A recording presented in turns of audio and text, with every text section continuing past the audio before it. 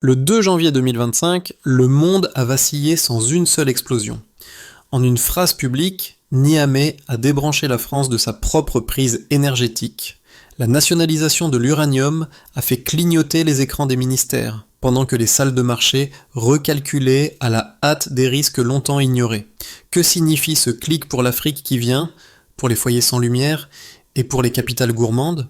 Ibrahim Traoré, depuis le Burkina Faso, y a vu moins une rupture qu'un redémarrage, un protocole où les pays du Sahel réécrivent leur code de puissance et replacent la souveraineté au centre du circuit mondial. L'acte du Niger n'a pas seulement déplacé des chiffres dans les marchés, il a réécrit la hiérarchie de l'énergie mondiale. Derrière le décret de nationalisation se cachait une équation simple, reprendre le contrôle de la lumière pour reprendre le contrôle du futur. Pendant des décennies, la France tirait 70% de son électricité d'un uranium venu du désert sans que Niamey ne voie la moindre étincelle de cette prospérité. Désormais, le flux change de direction. Ce tournant ne concerne pas seulement la géopolitique. Il redéfinit la valeur de la souveraineté à l'ère des réseaux. Les analystes parlent d'un choc, mais au Sahel, on parle d'un réveil. Car si un seul décret peut faire vaciller un continent, que pourrait accomplir une Afrique unie par la maîtrise de ses ressources? Cette question, posée à voix basse dans les capitales africaines, devient l'enjeu central. La lumière, hier extraite, peut-elle devenir partagée? C'est ici que commence la vraie histoire de ce redémarrage silencieux. Le choc n'a pas eu lieu dans la rue, mais sur les écrans. En moins de 3 heures, les serveurs d'Orano ont cessé d'émettre leur flux habituel. Les chiffres du commerce de l'uranium français se sont figés comme une image arrêtée.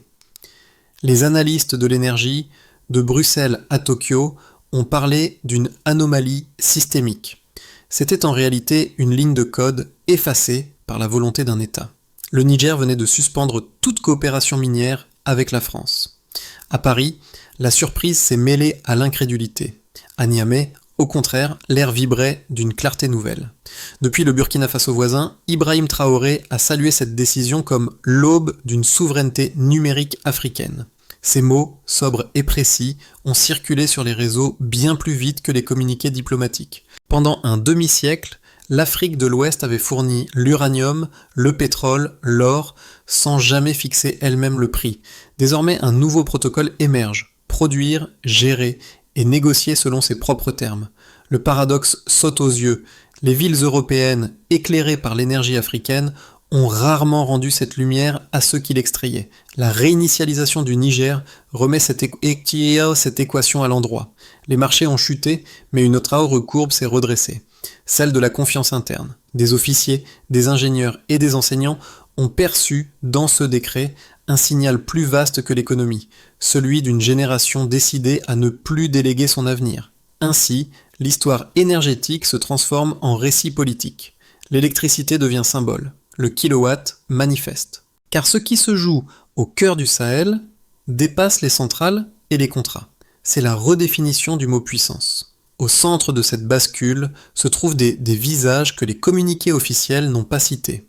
Dans le désert d'Arlit, des ingénieurs nigériens ont verrouillé les entrepôts contenant près de 500 tonnes d'uranium. Leur geste, simple mais lourd de sens, a symbolisé la reprise de propriété nationale. À quelques kilomètres, des soldats observaient en silence. Aucun drapeau, aucune parade. Seulement la conscience d'un basculement tranquille. Le même jour, à Ouagadougou, Ibrahim Traoré prononçait un discours bref. Ce que le Niger fait avec son uranium, l'Afrique doit le faire avec sa dignité. Ces mots ont circulé dans les radios locales avant d'atteindre les agences internationales. Les réactions ont divergé. Prudence à Bruxelles, panique discrète à Paris, curiosité à Moscou et Ankara. Mais dans les villages du Sahel, l'émotion dominait la peur. Pour la première fois, les habitants des zones minières voyaient une décision prise en leur nom, et non pour leur sol. L'impact fut immédiat. Les marchés ont ralenti, mais les conversations se sont accélérées. Dans les universités africaines, des débats ont surgi sur la propriété énergétique. Et dans les rues poussiéreuses de Niamey, un graffiti résumait l'esprit du moment. Notre lumière commence ici. Ce qui, ailleurs, semblait un risque, devenait ici une renaissance. La révolution la plus silencieuse du XXIe siècle venait de trouver ses héros anonymes. Tout a commencé par une notification officielle transmise à minuit depuis Niamey. La République du Niger reprend le contrôle total de ses actifs d'uranium. Une phrase, quelques octets, mais son onde de choc a traversé les continents. À 00h43, les algorithmes de la Bourse de Paris ont repéré l'anomalie. À 01h15, les contrats à terme sur l'énergie plongeaient bas de 4,8%. Le matin même, la tour Montparnasse s'est réveillée sous un ciel gris, sans comprendre que sa lueur dépendait désormais d'une décision prise à 3000 km. Dans les heures suivantes, les analystes ont parlé de blackout partiel, mais la panne n'était pas électrique, elle était symbolique. Les écrans clignotaient, non par manque de courant, mais par perte de certitude. À Niamey, les techniciens du ministère de l'Énergie confirmaient toutes les opérations avec Orano, géant français du nucléaire, étaient suspendues. Les flux d'exportation stoppés, les conteneurs scellés, les stocks sécurisés. Ce geste d'apparence bureaucratique a pourtant marqué la fin d'un demi-siècle de dépendance invisible. Pendant ce temps, les médias européens cherchaient un ton.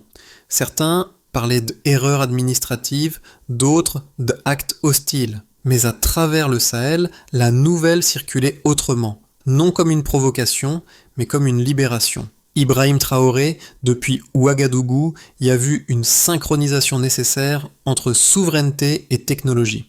Ces mots ont trouvé un écho particulier dans les capitales africaines, Bamako, Lomé, Accra. Partout, les gouvernements réexaminaient leurs contrats miniers, parfois signés sous contrainte, souvent hérités d'un autre siècle. Vers midi, la France a réagi. Le ministère de la Transition énergétique a publié un communiqué. La coopération avec le Niger demeure essentielle.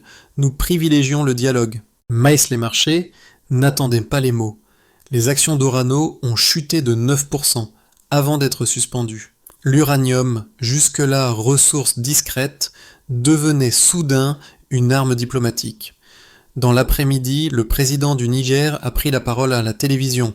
Nous ne confisquons rien, nous récupérons simplement ce qui nous appartient. Cette phrase, calme et sans menace, a fait le tour du monde.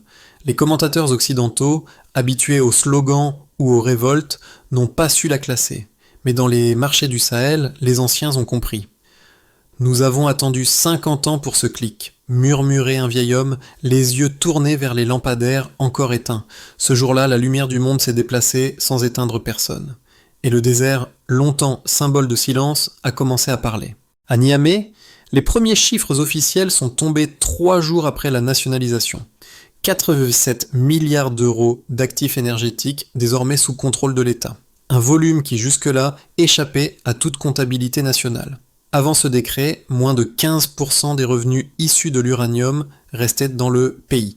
Après la réforme, le taux prévu atteint 60%, un bond historique pour une économie encore classée parmi les plus pauvres du monde. Chaque point de pourcentage gagné équivaut à des centaines de kilomètres de réseaux électriques potentiels, une métrique qui a séduit les ingénieurs plus que les diplomates. Les conséquences immédiates ont été mesurées avec précision. La France, dépendante à 70% de l'uranium nigérien pour son parc nucléaire, a vu sa production chuter de 6% sur le premier trimestre. Ce chiffre paraît minime, mais dans un secteur où la stabilité est vitale, il équivaut à un séisme. Les analystes de l'Agence internationale de l'énergie ont confirmé que la redondance de la filière française est inférieure à 5%, ce qui signifie qu'aucun stock ne peut compenser la perte prolongée du Niger. Les données financières racontent la même histoire. Entre janvier et mars, les contrats à terme sur l'uranium ont bondi de 38%, un record absolu depuis 2010. Les bourses africaines, longtemps marginalisées, ont vu affluer des investissements venus de Turquie, de Russie et de Chine. Ce flux inversé illustre un basculement. Pour la première fois, les ressources africaines attirent le capital sans passer par un filtre occidental. Mais les chiffres ne suffisent pas à raconter le changement de paradigme. Dans les zones minières, le gouvernement nigérien a déployé un programme pilote d'électrification rurale. 5000 foyers connectés en 3 mois. Peu à peu, la lumière autrefois exportée commence à revenir, et pour chaque lampe allumée, c'est une statistique qui devient symbole. Ibrahim Traoré, attentif à ces signaux, a décrit le mouvement comme une preuve que le courage peut être une monnaie. Les techniciens de Ouagadougou, inspirés, ont lancé leur propre audit énergétique. Les résultats préliminaires montrent une dépendance réduite de 12% aux importations. Rien d'explosif, mais suffisant pour prouver que la souveraineté peut être mesurée. Les chiffres, ici, ne sont pas des armes, ce sont des repères. Ils montrent qu'un continent que l'on disait à la traîne trace désormais sa propre courbe, et qu'au milieu des équations économiques, une autre variable devient centrale, la volonté. Depuis l'Europe, certains observateurs dénoncent une dérive. Ils soutiennent que la décision du Niger risque d'isoler l'Afrique de l'Ouest, de réduire les investissements étrangers et de ralentir la croissance régionale. Selon eux, sans l'expertise occidentale, les infrastructures minières se dégraderont et la souveraineté tant espérée se changera en dépendance technologique. Ce discours se veut pragmatique, appuyé sur la peur d'un vide industriel, mais la réalité des chiffres contredit ce récit. En 2024, avant la nationalisation, les revenus d'exportation du Niger n'excédaient pas 500 millions d'euros par an. Depuis la réforme, les estimations internes projettent un potentiel de 1,2 milliard, même en intégrant le coût de transition. Autrement dit, la perte d'investisseurs est compensée par la récupération de valeur. D'autres critiques affirment que Niamey, en s'émancipant de Paris, se soumet à Moscou ou à Pékin. Pourtant, aucune base militaire n'a été ouverte. Aucun contrat exclusif signé. Les nouveaux accords reposent sur des échanges techniques, non sur la tutelle politique. Et si la France a perdu un fournisseur, l'Afrique a gagné une option. Ibrahim Traoré, dans une allocution au sommet du Sahel, a résumé la tension en une phrase. Nous ne fuyons personne, nous choisissons nos alliés. Cette nuance, souvent ignorée dans les capitales occidentales, marque le cœur du projet panafricain actuel. Il ne s'agit pas de rompre avec le monde, mais de dialoguer d'égal à égal. Le contre-argument principal reste la crainte d'un retour au chaos. Mais pour ceux qui vivent sur le terrain, le désordre, c'était avant, celui d'un ordre imposé. Aujourd'hui, le pari du Niger et du Burkina Faso n'est pas celui de la rupture, mais de la cohérence. Et dans ce débat, la logique a changé de camp, ce ne sont plus les puissances qui accordent la légitimité, mais les peuples qui la mesurent. Le courant a changé. Cette phrase, murmurée d'abord dans un studio de radio de Niamey, s'est propagée comme une onde et à travers le Sahel. Ce n'était pas une métaphore, c'était une mesure. Les centrales qui alimentaient autrefois Paris commençaient à rediriger leur production vers les foyers locaux. Au Burkina Faso, Ibrahim Traoré a salué l'instant comme le milieu d'un cycle, non sa fin. Il voyait dans ce basculement le signe que l'Afrique ne cherche plus à choquer, mais à s'ajuster. Le milieu de l'histoire, ici, n'est pas un sommet de triomphe, mais un point d'équilibre, celui où l'émotion devient méthode et la colère politique publique. À Paris, les écrans restaient allumés, mais les certitudes s'éteignaient. Dans le silence numérique, un nouveau lexique naissait. Coopération équitable, codage souverain, énergie morale. Ce n'était plus la révolte d'un pays, mais la mise à jour d'un système. Et pour la première fois depuis longtemps, le Sahel n'était plus spectateur d'un monde branché. Il en écrivait les règles. Les effets de cette réinitialisation se sont propagés comme une onde géopolitique. 4 sphères principales en ont ressenti l'impact. Les États, les entreprises, les citoyens et la région. Du côté des États, pour les gouvernements africains, le geste du Niger a brisé un tabou, celui de la dépendance perçue comme fatalité. En quelques semaines, le Mali a rouvert ses négociations minières, le Tchad a suspendu des concessions pétrolières et le Ghana a lancé un audit sur ses contrats d'or. Les chancelleries occidentales, déconcertées, ont parlé de contagion souverainiste. Mais derrière cette expression, une réalité. L'Afrique commence à se parler à elle-même. Concernant les entreprises, les multinationales, longtemps habituées à la docilité contractuelle, découvrent une zone qui exige transparence et redistribution. Les marges doivent être publiées, les profits partagés. Au Burkina Faso, Ibrahim Traoré a mis en place un Conseil national des métaux chargé de rendre publiques toutes les transactions. Cette exigence, autrefois utopique, devient un modèle régional. Les investisseurs prudents s'en vont, les pragmatiques s'adaptent.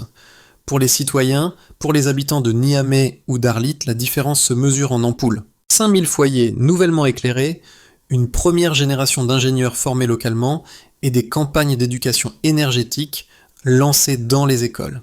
Ce n'est pas encore la prospérité, mais c'est la visibilité au sens propre. L'électricité devient symbole d'équité. Ce que l'on consomme doit aussi illuminer ceux qui produisent. Enfin, à l'échelle régionale, le Sahel, longtemps décrit comme une zone instable, commence à s'unifier autour d'une idée commune. Transformer les ressources en leviers politiques. Des corridors commerciaux relient désormais Niamey, Ouagadougou et Bamako.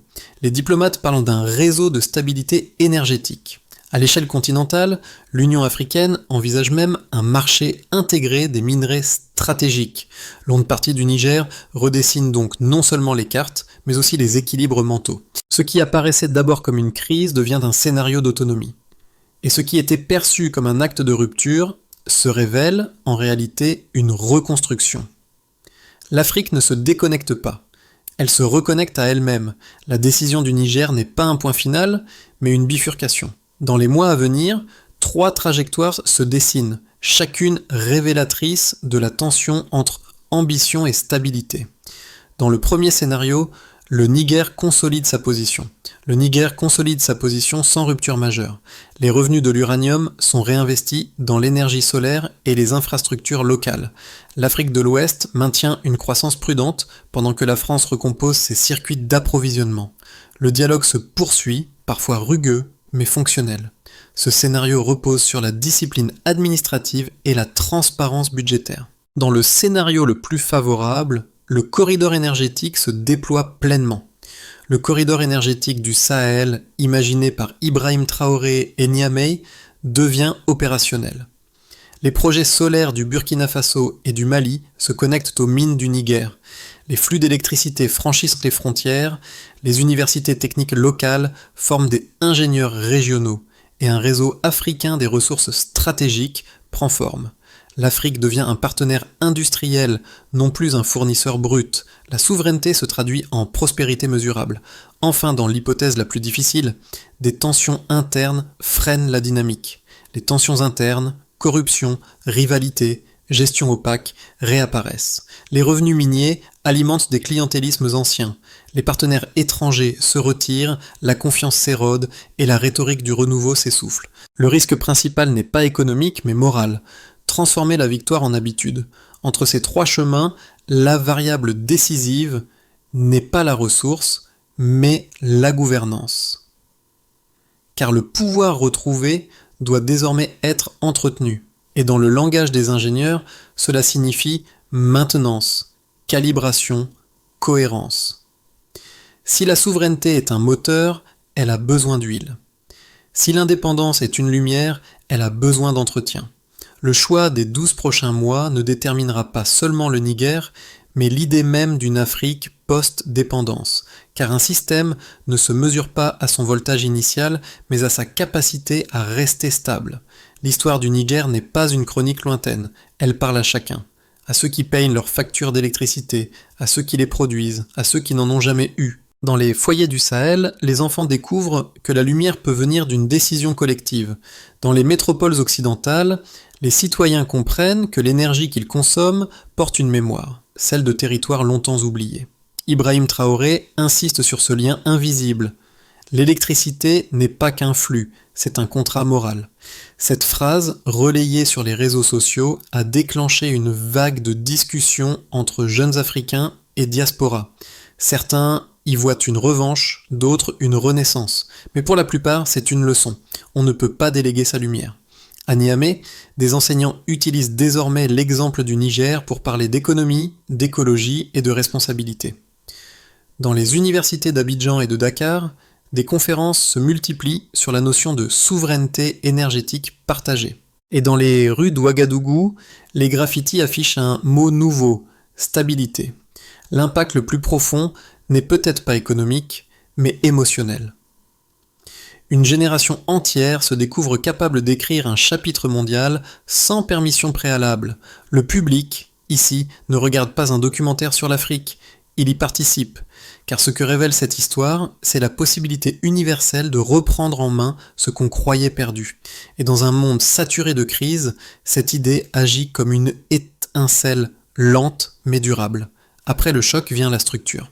Le Niger et le Burkina Faso ont compris qu'une victoire symbolique doit devenir un système durable. Sous l'impulsion d'Ibrahim Traoré, une feuille de route commune a vu le jour, 5 étapes, claires et mesurables. D'abord, il s'agit de nationaliser et d'auditer. Recenser tous les contrats miniers, identifier les pertes et publier les résultats. Cette transparence fonde la confiance, première ressource de tout État. Ensuite, il convient de redistribuer les ressources. Allouer une part fixe, 25% des revenus miniers aux collectivités locales pour financer écoles et hôpitaux. La souveraineté se prouve lorsqu'elle se partage. Puis, il faut diversifier les sources d'énergie, investir simultanément dans le solaire, l'hydraulique et les batteries au lithium. Le corridor énergétique du Sahel devient un maillage, non une dépendance. Par ailleurs, il importe de former une nouvelle génération d'ingénieurs, créer des pôles universitaires régionaux dédiés à la technologie énergétique. Les ingénieurs qui construisent la souveraineté doivent naître sur le continent. Enfin, il s'agit de mesurer les progrès et de corriger les écarts. Publier des rapports trimestriels sur la production et la distribution d'énergie. Chaque watt devient une donnée publique, chaque progrès, un acte de gouvernance. Cette méthode, inspirée à la fois de la rigueur militaire et du réalisme économique, redonne au mot développement sa signification, un processus, non un slogan. Ibrahim Traoré la présente comme un protocole de continuité, une façon de garantir que la lumière ne s'éteigne pas quand les caméras s'en vont. Et dans ce plan, la véritable révolution n'est pas la rupture avec l'Occident, mais l'adoption d'une discipline interne, l'idée qu'un continent peut se réguler lui-même. Dans le calme du soir à Ouagadougou, les rues reprennent leur rythme. Les mêmes lampadaires, qui autrefois vacillaient, brillent maintenant d'une lumière stable, presque tranquille. Sur un mur, un enfant a écrit « La lumière revient toujours chez elle ». Cette phrase, anonyme, résume le voyage de toute une génération. Ibrahim Traoré relit ces mots avant un discours, comme un rappel silencieux. La souveraineté n'est pas un cri, c'est une endurance. Ce qu'il admire au Niger n'est pas le geste spectaculaire, mais la constance quotidienne, cette façon de faire du courage une routine. Chaque ampoule allumée, chaque mine reprise, chaque chiffre publié devient une prière discrète adressée à l'avenir. Les observateurs étrangers parlent d'un tournant historique. Mais pour ceux qui vivent sur cette terre, ce n'est pas une histoire de pouvoir, c'est une réparation. Le Sahel, souvent décrit comme un désert, s'affirme désormais comme un foyer, non de feu, mais de lumière. Et si ce siècle devait retenir une image, ce serait celle-ci, un continent qui ne cherche plus l'aube, mais l'entretient. L'histoire du Niger et du Burkina Faso n'est pas une fable de revanche, mais une invitation. Elle nous rappelle que la justice n'a pas besoin de drapeau pour exister, seulement de constance. Quand un peuple décide que la lumière doit d'abord servir ceux qui la produisent, le monde entier gagne en clarté. Les analystes verront dans cette réinitialisation un changement d'équilibre énergétique, mais ceux qui écoutent comprendront qu'il s'agit d'un changement d'équilibre moral, car la puissance ne se mesure plus en mégawatts, mais en dignité partagée. Ibrahim Traoré l'a dit simplement « Nous ne voulons pas dominer, nous voulons durer ». Et dans cette phrase, il y a le cœur d'une Afrique qui ne s'excuse plus d'exister.